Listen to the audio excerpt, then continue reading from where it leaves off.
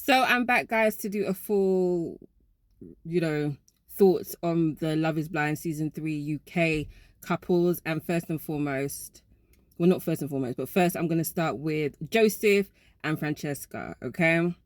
Now, I don't trust Joseph. I don't. Now, do I think he's one of the better men out of this cast? Absolutely. Absolutely. He's been, while he's been with Francesca, he hasn't done anything that to me is like a red flag.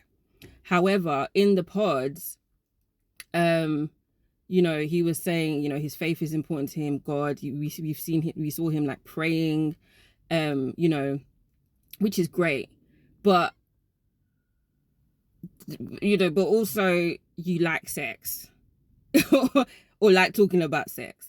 And to me, that's just a contradiction, in my opinion. Like, there's, let me not get too deep, but I just feel like men and women that, are all like, prayer warriors for Christ, but are out here fornicating, it just, to me, is just like,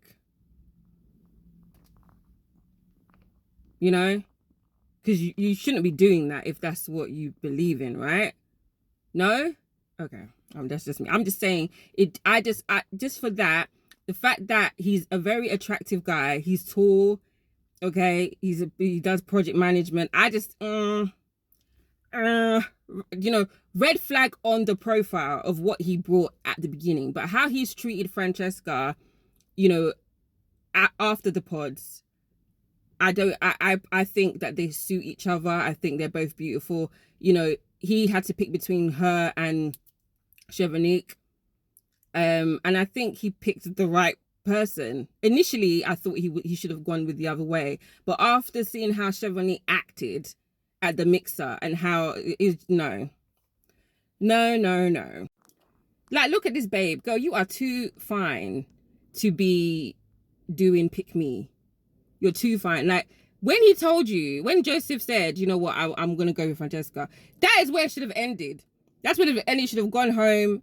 You know what I mean? But,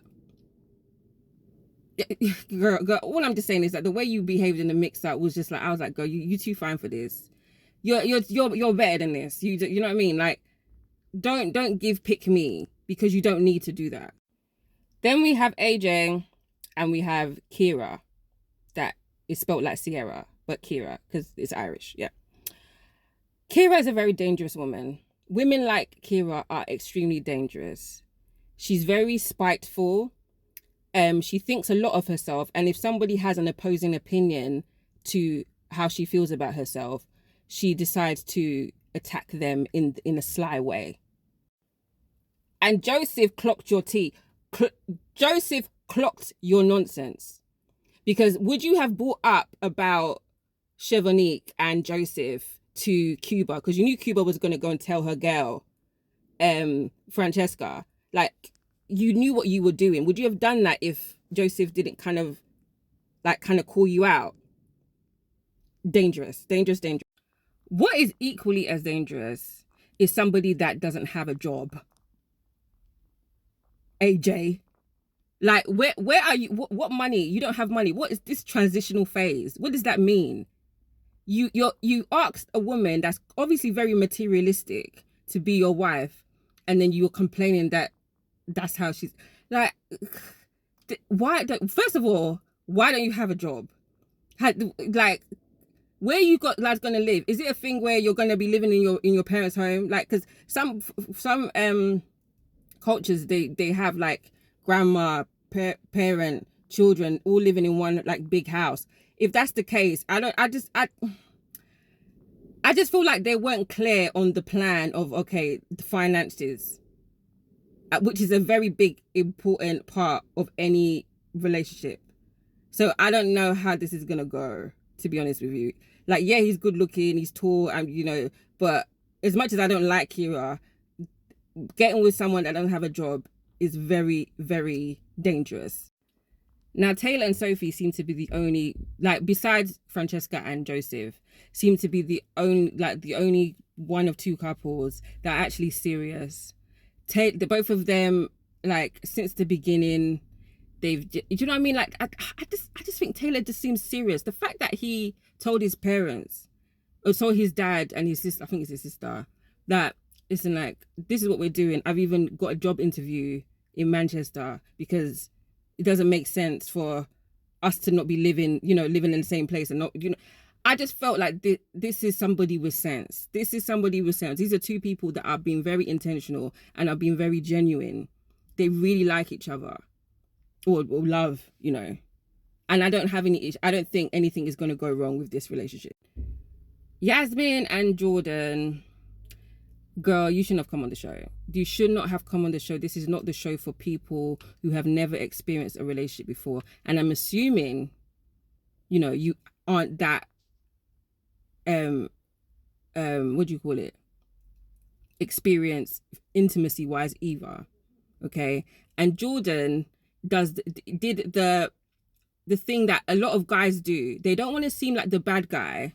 Okay. So they give one silly reason as to why, we can't be together, or why it's not going to work. What do you mean about distance? You knew this girl did not live next to you when you proposed, okay? So what are we really doing? From what I saw, he is obviously quite a tactile person, or he likes intimacy, X, Y, and Z. He obviously wants to sleep with her, or at least, have her do that. But you're not going to get that from a girl like Yasmin. Yasmin is too green for marriage, in my opinion. And I just feel like getting with somebody, or especially you're from no boyfriend to husband, and you have no experience, you're putting yourself in such a vulnerable situation to get taken advantage of. And as much as Jordan didn't necessarily do it the right way, it's good that he ended things. It's good that he ended things, because he knew he's just going to hurt you. He didn't like her like that. He wasn't feeling like, it wasn't the chemistry like that. Sexual chemistry wasn't there.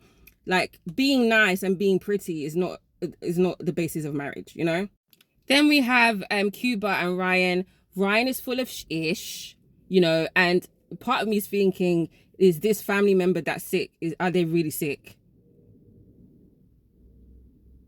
Now, I'm not an expert on marriage, but if you are going through something, maybe a family member is passing, really sick, or anything like that, you would want your husband or your wife to be there supporting you. What he should have done was like, this is happening, I want you to come and like be with me, meet my family, like, you know what I mean? Like, even though this is not a great situation, I would love, I want you around me, like, you're my fiance, I'm gonna marry you. Or, he wasn't even there half of the time. Like Cuba, and this free-spirited, tree hugging thing. No. Ryan is a liar. Ryan cannot be trusted. I hope you guys don't get married, because you will literally be, Cuba, very dangerous if you marry this man. And last and least, we have Faye and Jack. Faye, do not marry this man. This man is a liar. I've explained why he's a liar in my previous video, so go and watch that if you haven't watched that. This man is a liar. He's also all over the place. The first 5 minutes of the show, I was like, he's not ready for marriage. He gives a very playful, but then I kind of changed my mind when he was talking about, his mom and stuff like that. And then he explained that he's got ADHD, because as someone that has ADHD as well, sometimes you can be too much, or sometimes you can be too little, and he's obviously too much. But the whole West Ham thing, no. He is hiding something, or he's doing something, okay, that he doesn't want you to know about, that will affect your relationship if you marry him, Faye, that I just know that you don't have time for. Okay, I can't confirm or deny what that thing is, but Jack is somebody that is not ready for marriage. No. No.